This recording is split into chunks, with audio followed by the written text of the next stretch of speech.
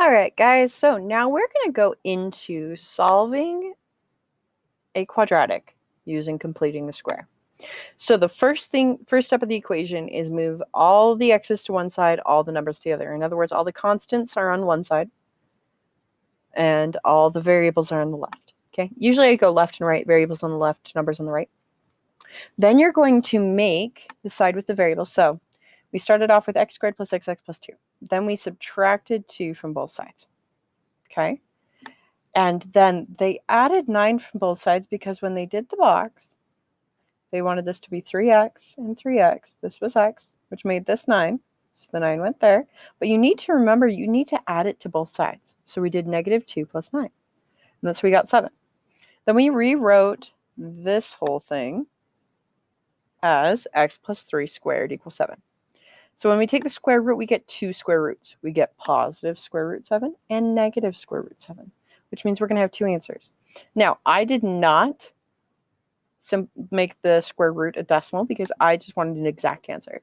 So my answers are actually this. I've got square root 7 minus 3 and negative square root 7 minus 3. Okay, a lot of your answers when solving quadratics will not be super pretty, but they will look something like this. All right, they'll work out beautifully. So we're going to do this a couple of times. Well, I'm going to do it at least once. Then you probably do it a lot.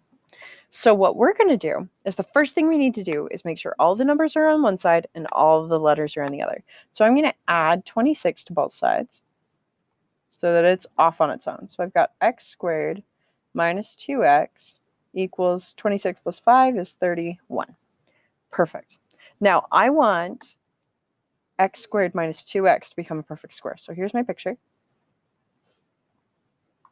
So I've got x squared, and I want minus 2x to be in both, so half of that is minus 1x. So that together it's minus 2x. So that makes this x minus 1, x minus 1. And then we get a positive 1 here. So we need to add 1 to both sides. So we're going to add 1 here, add 1 here. So I'm going to rewrite this over here. So we have x squared minus 2x plus 1 equals 32. So now this becomes the x minus 1 squared. That's the outside of the box. Equals 32. So now we square root both sides. And I get x minus 1 equals, now remember, 32 can split down further. So 32 is 8 times 4, and 8 is 4 times 2, so I can pull out a 4. So this will be plus or minus 4 square root 2. So now I need to add the 1 to both sides. And I get x equals 1 plus or minus 4 square root 2. Or you can write it out twice where you do 1 plus 4 square root 2 and 1 minus 4 square root 2. Both of those answers are acceptable. Okay, so now I want you guys to try this a lot of times. So you've got 1, 2, 3, 4, 5 problems to try up on your own. Okay, go ahead and give it a try. Write the solution. Remember that you will almost always end up with 2 solutions. Every once in a while you can end up with 1. You might end up with some I numbers in there. You might end up taking a square root of a negative number. You never know.